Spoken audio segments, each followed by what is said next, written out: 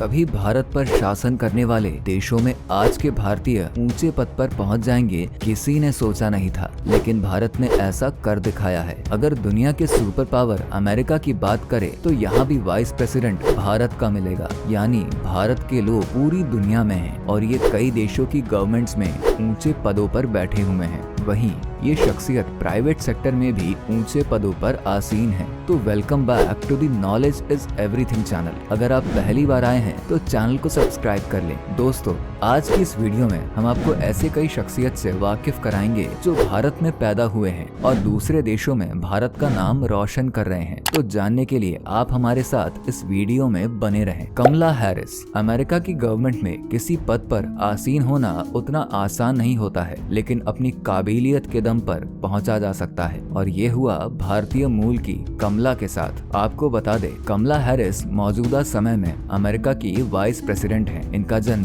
20 अक्टूबर 1964 Auckland, California में हुआ था और इनकी माँ इंडियन है। आपको बता दें, कमला हैरिस इस वक्त 58 साल की है। अगर हम इनके पॉलिटिकल करियर की बात करें तो ये 2011 से लेकर 2017 तक अमेरिका के कैलिफोर्निया की अटॉर्नी जनरल रह चुकी हैं। वहीं साल 2021 में इनकी पॉपुलैरिटी के कारण ये अमेरिका की वाइस प्रेसिडेंट चुनी गई। इसके बाद इन्हें अमेरिका की प्रेसिडेंट बनने का मौका मिला, वो भी 85 मिनट के लिए। लेकिन इतने कम समय में भी इन्होंने इतिहास बना दिया, क्योंकि ये अमेरिका इतिहास के 250 सालों में पहली बार महिला अमेरिकी प्रेसिडेंट, ब्लैक महिला और पहली एशियाई अमेरिकन यानी एशिया में पैदा हुई और अमेरिकी नागरिक महिला होने का गौरव प्राप्त किया है। इसके साथ ही इन्होंने अमेरिकी सीनेटर के रूप में भी काम किया है। आपको बता दें, ऐसा करने वाली ये अमेरिका की दूसरी महिला है। वहीं इन्होंने अमेरिका की कई बड़ी संस्थाएं जैसे homeland security and government affairs committee, select committee on intelligence, judiciary committee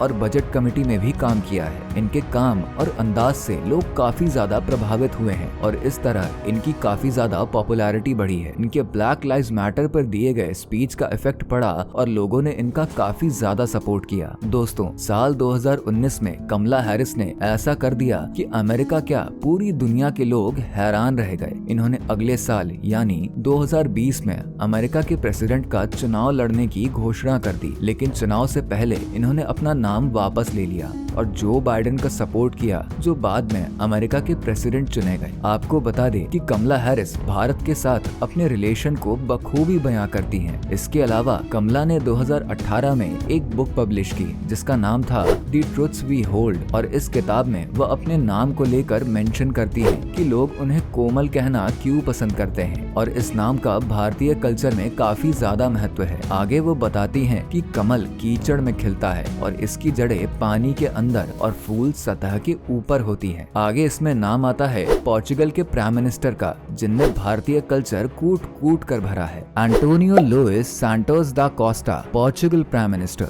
भारतीय मूल के प्राइम मिनिस्टर के रूप में एंटोनियो कोस्टा की फैमिली की बात करें तो ऐसा कहा जाता है कि इनके पिता ऑरलैंडो दा कोस्टा गोवा के रहने वाले थे। वहीं इनका जन्म लिस्बन में हुआ था, लेकिन इनके परिवार के लोग आज भी गोवा के मडगांव के निकट गांव में रहते हैं। वैसे आपको बता दें कि एंटोनियो कोस्टा खुद अपने भारतीय होने का प्राउड करते हैं और इस बात को वो लोगों से बयां भी करते हैं। वहीं वो कहते हैं कि मेरी स्किन के रंग ने कभी भी मुझे कुछ करने से नहीं रोका और मैं अपने इस लुक के साथ नॉर्मली रहता हूँ। इसके साथ ही इन्होंने एक बार कहा था कि इस लुक के साथ कभी भी उन्हें भेदभाव का सामना नहीं करना पड़ा। आपकी जानकारी के लिए बता दें कि एंटोनियो पोर्चुगल के प्राइम मिनिस्टर रहने से पहले लिस्बन के मेयर भी रह चुके हैं। वहीं मेयर रहते हुए उन्होंने भारत के साथ व्यापारिक रिश्तों पर जोर दिया। इसके अलावा 2017 में प्रधानमंत्री नरेंद्र मोदी ने एंटोनियो कोस्टा को OCI कार्ड यानी overseas Indian citizen of India सौंपा था। इस कार्ड के द्वारा पोर्चुगल के नागरिक भारत के आम नागरिक की तरह भारत में अधिकार पा सकते थे,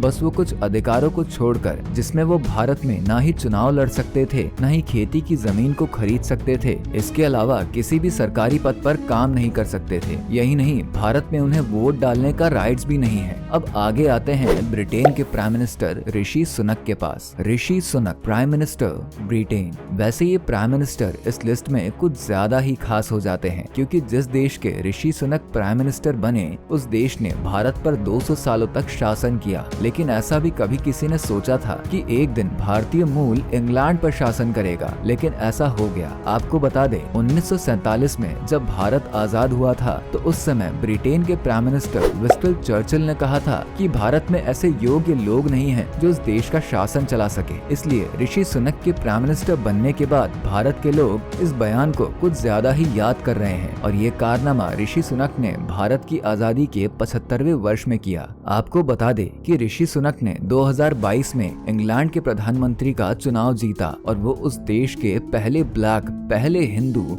और पहले भारतीय नेता हैं जो ब्रिटेन के प्राइम मिनिस्टर पद पर आसीन हुए हैं। अगर इनके जन्म की बात करें तो ये ब्रिटेन के साउथहैम्पटन में 12 मई 1980 को पैदा हुए हैं और इनके दादा दादी भारत के पंजाब के रहने वाले हैं। वहीं इनकी पत्नी अष्टा मूर्ति भी इंडियन है, जो नारायण मूर्ति और सुधा मूर्ति की बेटी हैं। अगर आप नहीं जानते तो बता दें कि नारायण मूर्ति भारत की IT कंपनी इन्फोसिस के फाउंडर हैं। इसके साथ ही ऋषि अपने माता पिता के 3 बच्चों में सबसे बड़े थे और ये हिंदू धर्म को मानते हैं और वो इस बात पर गर्व भी करते हैं। Pravind Jugnauth, prime minister Mauritius. Mauritius के प्राइम मिनिस्टर प्रविंद जुगनौथ भी भारतीय मूल के नेता हैं और ये भारत के बिहार राज्य से जुड़े हुए हैं। आपको बता दें, इनके पिता भी मॉरिशस के प्राइम मिनिस्टर और प्रेसिडेंट रह चुके हैं, यानी इनकी फैमिली का ताल्लुक राजनीति से रहा है। वैसे प्राइम मिनिस्टर प्रविंद जुगनौथ आज भी हिंदू धर्म में आस्था रखते हैं और कई मौकों पर भारत भी आते हैं। हाल ही में वो अपने पिता की अस्थियों को गंगा में विसर्जित करने के लिए वाराणसी आए थे और उन्होंने उत्तर प्रदेश के चीफ मिनिस्टर योगी आदित्यनाथ से मुलाकात भी की। वहीं इस लिस्ट में सिंगापुर के प्रेसिडेंट हलीमा याकूब भी आती हैं।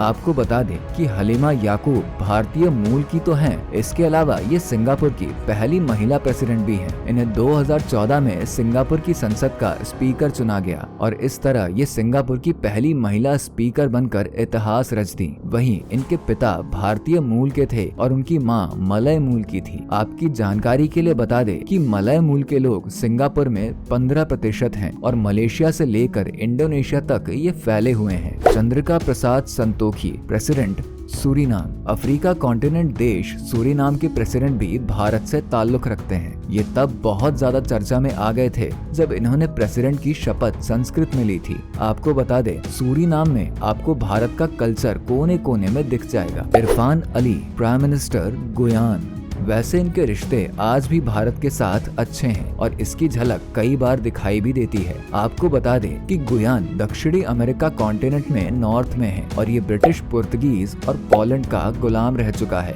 और इन देशों से इसे आजादी साल 1966 में मिली थी। बता दें, इस देश में भारतीय ब्रिटिश के समय में ही आए थे। दोस्तों, इस लिस्ट में कई और बड़े नाम भी आते हैं, जिसमें सेशेल्स के प्रेसिडेंट भी आते हैं और इनका नाम विवेल रामकलावन है। आपको बता दें, इनके पूर्वज भारत के बिहार से ताल्लुक रखते हैं। वहीं इनके पिता एक लोहार और माता टीचर थी। प्रधानमंत्री नरेंद्र मोदी भी प्रेसिडेंट विवेल रामकलावन को भारत का बेटा कहते हैं। वैसे दोस्तों, ये तो रही उन देशों की प्रेसिडेंट और प्राइम मिनिस्टर्स की बात जो भारत से ताल्लुक रखते हैं, लेकिन इस लिस्ट में ऐसे भी नाम हैं जो गवर्नमेंट के ऊंचे पदों पर तो हैं, लेकिन प्राइवेट कंपनियों की टॉप सीटों पर बैठे हैं, यानी कंपनियों के चेयरमैन या बोर्ड के मेंबर्स हैं। एक अनुमान के मुताबिक दुनिया में 15 देश ऐसे हैं जहां 200 से ज्यादा भारतीय ऊंचे पदों पर विराजमान हैं। तो दोस्तों, ये जानकारी आप सभी को कैसी लगी हमें कमेंट करके बताएं। अगर आपको वीडियो पसंद आया हो तो इसे लाइक और शेयर जरूर करें और साथ ही हमारे चैनल नॉलेज इज एवरीथिंग को सब्सक्राइब जरूर करें।